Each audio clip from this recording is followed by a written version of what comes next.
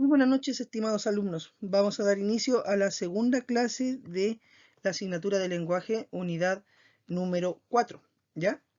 Así que mucha atención y como es costumbre vamos a empezar realizando un pequeño hacer ahora. Para esto van a abrir su CT en la unidad número 4. Van a leer el texto Las astucias del campesino de la página número 8 y 9 y luego van a contestar la actividad que aparece en la página 9 a continuación. Entonces, el texto que aparece aquí está en la página número 8, ustedes la buscan en su unidad 4 y la página número 9. Y luego dice, completa la siguiente tabla usando la información del texto. La acción que hace el campesino, ¿cuál es? Ya aparece aquí escrita, le están dando la ayuda. Fíjense, aquí la ayuda ya está completa, está escrita. Ahora ustedes lo que tienen que hacer al momento de leer el texto es inferir qué quiere lograr con esto este campesino, ¿ya? Así que esa va a ser su única tarea en esta parte de la clase. Clase de hoy día, martes 26 de julio del año 2022. El objetivo de la clase es inferir las motivaciones de los personajes usando información explícita e implícita del texto. Escriben el objetivo, escriben la fecha, subrayan el objetivo y ahí están los datos de la clase número 2 de la unidad número 4 ya. Entonces, miren acá. Antes de empezar, reflexionemos un poquitito. ¿Qué preguntas nos hacemos nosotros para inferir las motivaciones de los personajes? ¿Se acuerdan que estas preguntas nosotros nos las hicimos en la clase pasada? Entonces, miren aquí lo que dice la alumna. Nos preguntamos qué hacen o dicen los personajes y qué quieren lograr con esto. Para saber inferir las motivaciones, lo que quieren lograr, tengo que preguntarme qué hacen o dicen los personajes y qué quieren lograr con estas acciones. ¿Ya? Eso tienen que tenerlo muy claro. Entonces, en conclusión, inferir las motivaciones de los personajes nos ayuda a entender mejor lo que ocurre en la historia. ¿Ya? En esta clase y en la anterior han aparecido palabras nuevas que son muy importantes porque se van a usar a lo largo de toda la unidad y nos van a permitir entender mejor los textos. Así que hay que poner mucha atención en. Miren aquí, hay una imagen y una palabra. La palabra es pillería y una imagen. En relación a esto, miren, ¿por qué esta situación representa una pillería? Observen la imagen donde están estos tres niños. ¿Por qué representa una pillería? Miren mis dos respuestas que yo voy a dar, porque yo tengo mi propia respuesta. Ustedes después verán si la suya calza con la que yo les voy a mostrar acá. ¿Cuál de las dos respuestas que yo les voy a dar describe mejor el dibujo de la pillería y por qué? Respuesta número 1.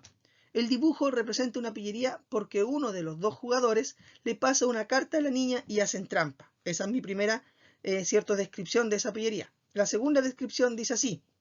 El dibujo representa una pillería porque hay dos jugadores que están haciendo trampa en un juego de naipes. En primer lugar, vemos que el jugador de la izquierda le está pasando una carta por debajo a la jugadora de la derecha.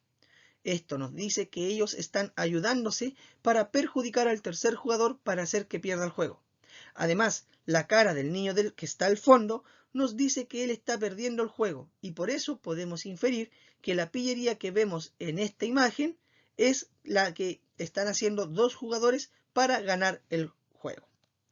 Ahora ustedes van a abrir su CT en la unidad número 4 y junto a su compañero de puesto, en este caso solitos, van a completar la actividad número 2 de la página 10. ¿Ya? Tienen 10 minutos para hacerlo. Esa es la actividad número 2. Van a dibujar una situación en donde se vea reflejada una pillería y luego van a describir esta situación siguiendo la estructura que está a continuación. Ustedes en esta parte blanca dibujan la pillería, ¿cierto? Y abajo ustedes tienen que completar. Mi dibujo, en este caso, representa una pillería porque, y ustedes tienen que completar ahí con la información que se solicita. Itero gira y discute, pero ustedes lo van a reflexionar solito en sus casas. Dice, en los ejemplos de pillería que escribieron, ¿qué querían lograr las personas con esa pillería? ¿Querían perjudicarse o ganar algo para su beneficio propio? ¿Qué querían? ¿En qué se relaciona lo que acaban de hacer con el tema y la gran pregunta de la unidad que vimos en la clase anterior? Ojo ahí. Práctica guiada. Escuchen atentamente la lectura de un nuevo cuento de Pedro Urdemales. Pongan mucha atención, les puede tocar leer a ustedes, y respondan las preguntas que el profesor irá haciendo. El texto número 2 o el cuento número 2 se llama La apuesta con un campeón y dice así. Una helada mañana de invierno, camino de la ciudad, Pedro Urdemales encontró un gorrión casi escarchado, que ni podía caminar, mucho menos volar. Compadecido, lo recogió y se lo echó al bolsillo. Y me detengo acá. Miren aquí, escarchado, compadecido. ¿Qué significarán esas dos palabras? Y estas palabras ya tenemos que empezarlas a guardar en nuestro cerebrito porque es vocabulario nuevo. Entonces, palabras claves de ahora. Escarchado es estar cubierto de escarcha, es decir, esa sustancia que cae cuando hace mucho frío, casi nevando, pero un poquitito más leve. Y compadecido indica una persona que siente lástima o pena por el sufrimiento ajeno. ¿Ya? Según esta parte del texto, siente o qué nos dice esta parte del texto que yo leí hasta el momento sobre Pedro Urdemales, que es una mala persona, que es una buena persona y por qué. Si es una mala persona, ¿por qué es una mala persona? Si es una buena persona, ¿por qué es una buena persona? Siempre hay que justificar. Sigo leyendo el texto. Entrando a la ciudad, pasó por el estadio, donde se entretuvo mirando a un atleta que se entrenaba en el lanzamiento de la bala. Pedro parecía tan interesado que el deportista pensó jugarle una broma y lo llamó a la pista. Pareces un guaso forzudo, le dijo a modo de saludo, y si me ganas a lanzar la bala, te invitaré a una parrillada en el restaurante del frente. Me detengo aquí. Pensemos, ¿qué hace el deportista en esta parte cuando ve a Pedro? Literalmente, ¿qué es lo que hace? El deportista le dice que parece que él es forzudo y que le hace una apuesta para ver quién lanza un objeto más lejos y el que gane, ¿cierto?, va a invitar a una parrillada al otro. Perfecto. ¿Qué quiere lograr aquí el deportista con Pedro? Al ver que era un guasito, ¿cierto?, que iba pasando, lo que quería lograr él, el atleta, ¿cierto?, era burlarse de él porque sabía que el guaso no le iba a ganar porque él estaba entrenando y él estaba entrenado ya para lanzar una bala. En cambio, Pedro no lo estaba. Sigo leyendo el texto. De una cancha vecina había caído una desteñida pelota de tenis y el lanzador la tomó, simulando que pesaba como las balas de fierro con que se estaba entrenando. Luego, tomando impulso, la lanzó con tal fuerza que fue a caer debajo de las galerías de la cancha de fútbol. Lejazos la tiró, comentó Pedro agachándose a recoger algo. Allá en el campo solo lanzo peñascasos, explicó, de modo que lanzaré esta piedra. Y mientras el atleta aprobaba sin preocuparse de lo que Pedro Urdemales había recogido, cambió la piedra por el gorrión que llevaba en el bolsillo. Allá va, exclamó, lanzando el pajarillo que, renovadas sus energías y recobrada su libertad, voló, voló y voló en línea recta. El atleta no salía de su asombro, mientras eso que creía una piedra cruzaba sobre la pista, las galerías y hasta las blancas murallas del estadio municipal. Por un momento temió que el peñascazo fuera a caer justo en los ventanales del restaurante del frente, donde ahora debería ir a pagar su apuesta a Pedro Urdemales, que ya lo esperaba con un hambre olímpica. Miren aquí, lenguaje figurado. ¿Qué es el lenguaje figurado? Recuerden que es decir una cosa en otras palabras. Entonces, ya lo esperaba con un hambre olímpica. ¿Qué querrá decir un hambre olímpica? Olímpica viene de olimpiadas y olimpiadas está relacionada con los Juegos Olímpicos. Por lo tanto, yo sé que a los Juegos Olímpicos van los deportistas más grandes de todo el mundo. Entonces, si lo esperaba con un hambre olímpica, quiere decir que el hambre que él tenía era muy, muy grande. Veamos. Tener un hambre olímpica hace referencia a las Olimpiadas o Juegos Olímpicos. A estos Juegos solo llegan los más grandes deportistas del mundo. Entonces, tener un hambre olímpica significa tener mucha, mucha, pero mucha hambre. Práctica independiente. Terminen de leer el cuento ustedes. Abran su CT en la página número 10 y lean el extracto que ahí aparece de manera silenciosa. Respondan las preguntas A y B. Ese es el texto que van a tener que leer y una vez que terminan de leer el texto, ¿cierto?, ustedes responden la siguiente pregunta. Completa la siguiente tabla. Según el texto literal, ustedes leen el texto, subrayan, ¿cierto?, la información que dice la acción que hace Pedro en esa historia, en esta parte de la historia. ¿Qué acción hace? Ustedes la buscan en el texto, la subrayan y la escriben después en esta parte. Y luego, una vez que terminan y que identifican cuál es la acción que hace Pedro en la historia, ustedes infieren qué quiere lograr Pedro con esto, o qué quiere lograr Pedro al hacer esto. ¿Ya? Luego, ¿qué opinión tienes de lo que hace Pedro en esta historia? Recuerden que el modelo RICE tiene 4 partes, la R, la I, la C y la E, en donde la R nos dice que tengo que tomar parte de la pregunta para iniciar mi respuesta.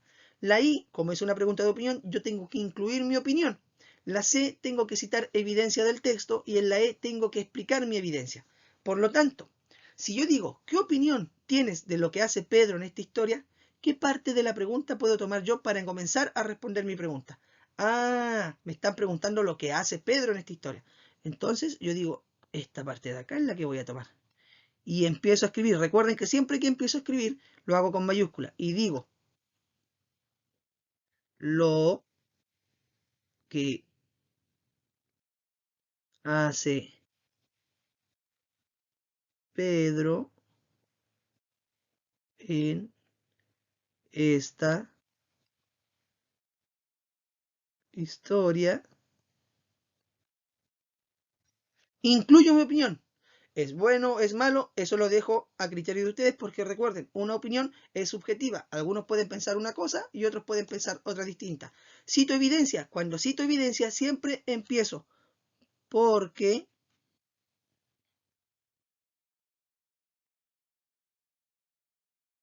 en el texto dice, y abro comillas, y empiezo a escribir lo que el texto dice. Lo que el texto está escrito yo lo subrayo y lo copio aquí, porque en el texto dice, empiezo a escribir, y una vez que termino de escribir lo que el texto me está diciendo, cierro comillas y pongo un punto final. Siempre cuando yo cito evidencia, la evidencia tiene que ir entre las comillas. Y por último está la letra E que explica la evidencia, y yo, para explicar la evidencia, empiezo con el esto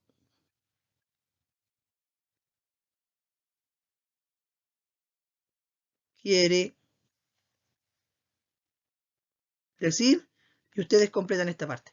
¿Qué quiere decir lo que dice la evidencia? ¿Ya? Eso es lo que tienen que hacer ustedes ahí. Práctica guiada. Abran su CT en la unidad número 4, lean el texto El huevo de yegua de la página número 12 y luego contesten las preguntas de la página 12 y 13 del CT. Tienen 20 minutos para hacer esto.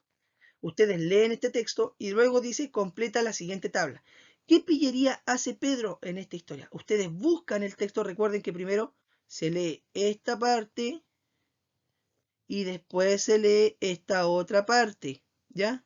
Para que no se confundan. Lean el texto, identifiquen cuál es la pillería que hace Pedro y la escriben. La subrayan primero, ¿cierto?, en el texto y después todo lo que subrayen, que es la pillería de Pedro, lo tienen que volver a escribir aquí abajo. Y luego, ¿qué quiere lograr con esa pillería que hace Pedro? Ustedes lo tienen que inferir ahí. Y luego dice en la letra B, escoge uno de los dos cuentos de Pedro Urdemales que leímos hoy, el que le leí yo, el que le leí yo, ¿cierto? O el otro extracto que leyeron ustedes de, del el huevo de yegua, y hagan una dramatización con el compañero de banco. En este caso van a tener que hacerlo ustedes solitos, ¿ya? Para hacer una dramatización tienen que elegir a lo menos dos personajes. Yo les voy a dar un personaje que es Pedro, ¿cierto? Y el otro personaje puede ser un campesino.